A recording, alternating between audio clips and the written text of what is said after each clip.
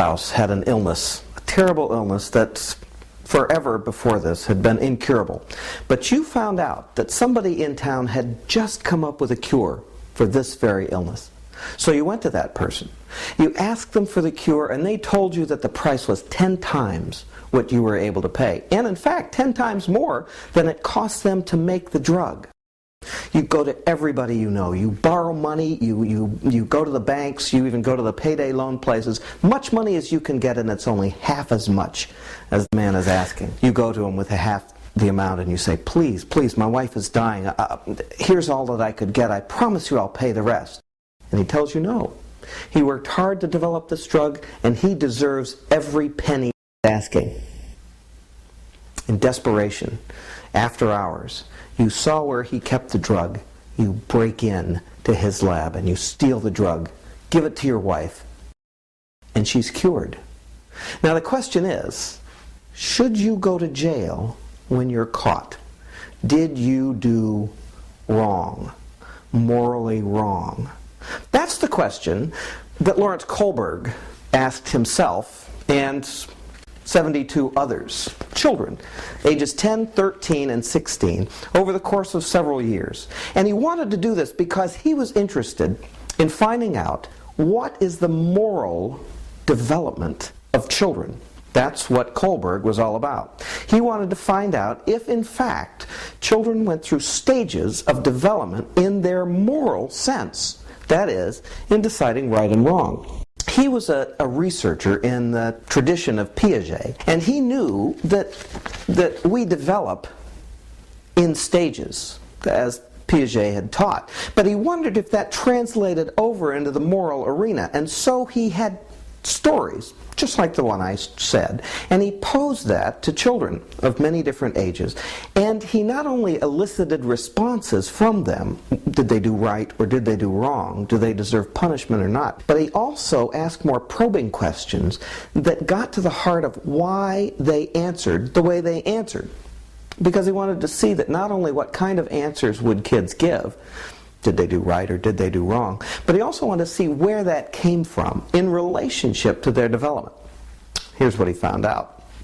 That is, he asked these kids that there were 3 levels that they seemed to exhibit in their answers to the questions. And within those 3 levels, there were 2 for each level, 2 stages, he called them. So altogether, 6 stages of moral development.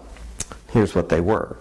In the pre-conventional level, that is, we'll call it level 1, in the pre-conventional level, he found that, and he called it pre-conventional because he saw that these children thought of themselves as separate from society at large. They saw themselves as individuals, and as such, they responded to the authority that came in from the outside, not as full-fledged members of society, but as people who were being imposed on from the outside. In the conventional level, they saw themselves as members of society, responding to the conventions of society. That's where he got the word. And then in the last level, he saw them as post-conventional. That is, looking not as the role of society, although that was important. He saw them also as responding as individuals that looked at a more universal sense of morality. And we'll see how that plays out in the stages. Stage 1.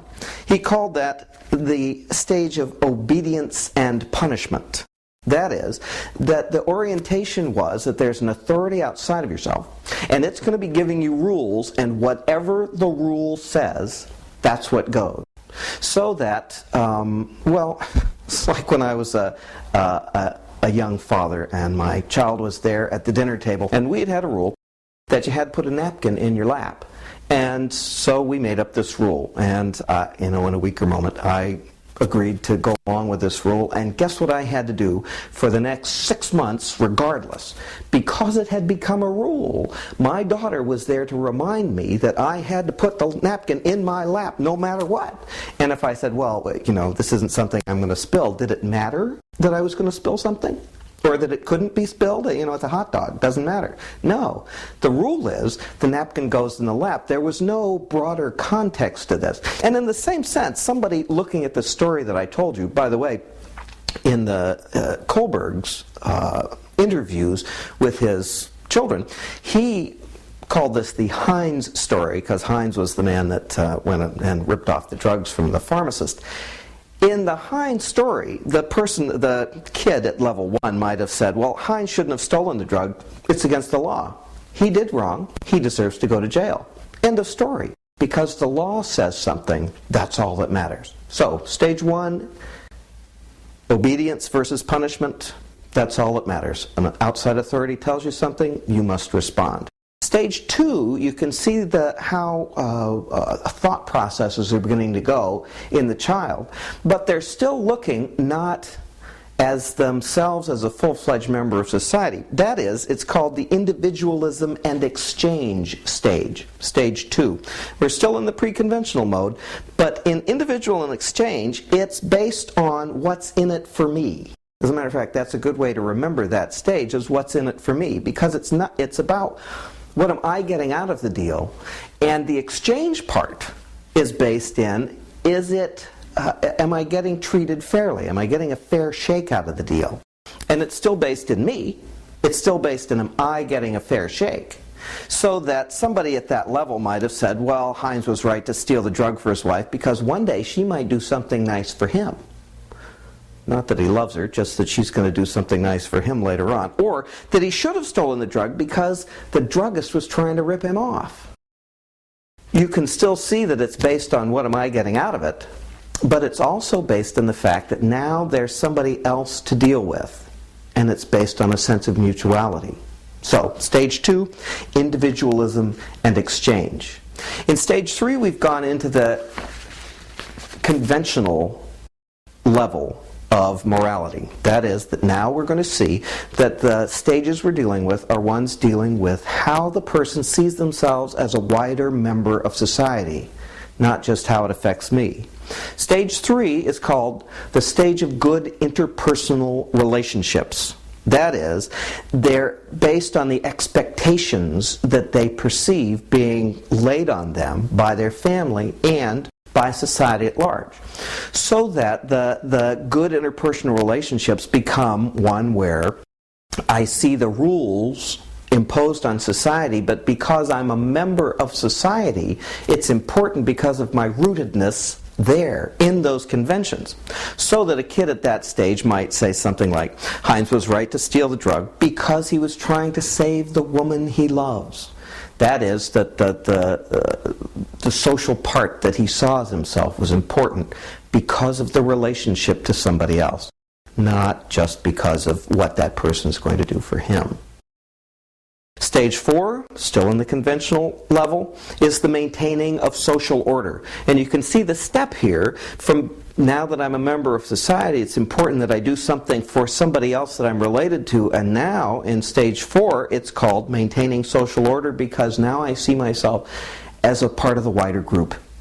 And as part of that wider group, now it's my responsibility to see to it that society functions as it should, because I recognize that if society's not doing what it's supposed to do for everybody else, it won't do what it's supposed to do for me. And so I see myself not just as a lone actor.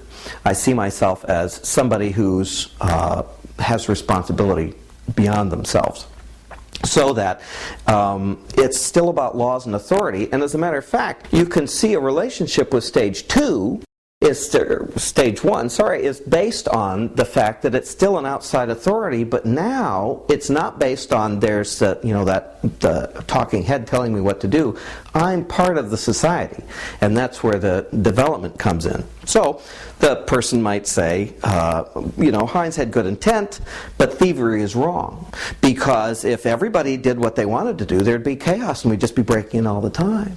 So they saw that his intentions had something, but he still deserved punishment because he broke into the guy's pharmacy to steal the drug. And you can see the subtlety in reasoning is beginning to come there. Now, in stage 5 and 6, we're coming into what Kohlberg saw as the post-conventional stage of moral development. And in post-conventional stage, stage 5, is the social contract and individual rights. Now, he saw most of his respondents actually stopping here, and a lot of people you talk to will talk in terms of the social contract and individual rights, and it pretty much says what it is right there. These people see society and see society at large, but they recognize that it's based on a contract that they've made with society, so that the fact that there's an implied contract that we have as moral actors in the universe, that we have responsibilities that go beyond that. So somebody might say, I don't endorse breaking laws. Breaking laws is a bad thing, but his wife's right to life was greater than the pharmacist's right to have the drug and the money for himself. A judge should value Heinz's morality, but he should still be punished, but there should be a mitigating circumstance because of the fact that he was saving his wife's life. And you can see that that's pretty much where our judicial system is, can't you? Because the fact is that that's how we judge things, by and large, on a societal level. But Kohlberg recognized that there are people that don't stop there, that you actually can go beyond that. And how he saw going beyond that was to stage 6. And that was the stage of universal principles.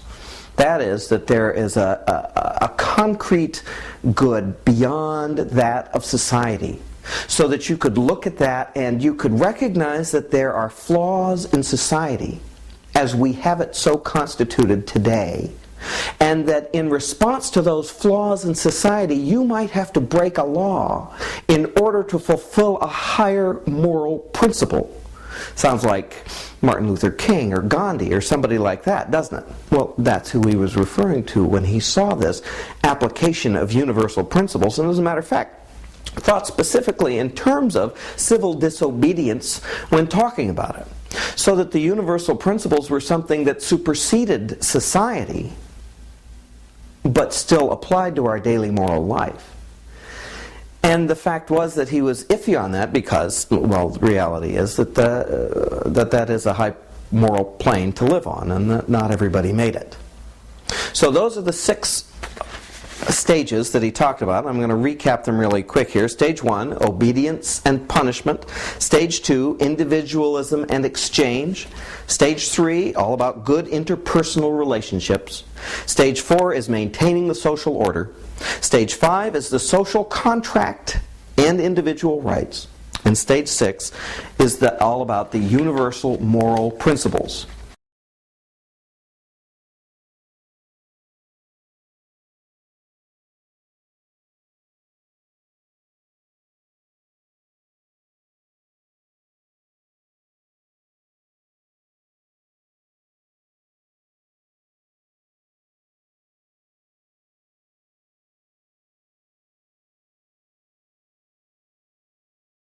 Now, here's the way that you can think about it, and I'm going to change them a little bit, and if you've been taking notes or you're looking at the PowerPoint presentation, think in terms of stage 1 as punishment and obedience, P. Stage 2 as the instrumental relativist stage. It's what he called it instead of the stage 2 that I told you. His terminology was actually instrumental relativist instead of individualism and exchange. Stage 3 was good boy, good girl stage, or the interpersonal concordance. How do I get along and how am I seen by others? 4th stage, order and law, O. 5th stage is the law contract, that I've made a law and it has to do with the contract that I have between people. And 6 is the universal principles. So that's P-I-G-O-L-U, or Pigaloo. Pigaloo, and that will help you to remember those 6 stages. And when you look at that, you'll see that that's really the interest that a lot of people have when they're talking about Kohlberg, is the fact that he dealt with interviews and a way of finding the stage of moral development of the kids, and that those were the 6 stages. The other thing you want to remember about Kohlberg is that he saw these stages as being universally applied. across societies. So that if you went to Bantu land, off wherever the Bantus live, you would see that same kind of moral development in application to their own moral code. The code might change. How they actually apply the code might be different. But how you developed in your relationship to the moral code that you lived in, regardless of where you lived. And as he began to interview girls, he saw that that is applicable across gender lines as well. Now I got to tell you, not everybody agreed with him on that, and we'll deal with that in other lessons. But the fact is, Kohlberg himself would have said that yes, it's universal, and yes, it's applicable across not only societal, but gender lines, and that you can pretty much determine that with the same kind of questions, that if you asked the questions, or if I did, as opposed to him or his team asking, you'd come up with pretty much the same answers, so that they were applied over a broad range. The other thing that he was pretty clear about was that it was always going to be that you went through stage 1 before you went to stage 2, and stage 2 had to happen before it went to stage 3. And that it always happened that way. You didn't go any with this skipping stages. You didn't think that was going to happen. So, that's Kohlberg, and that's what you need to know.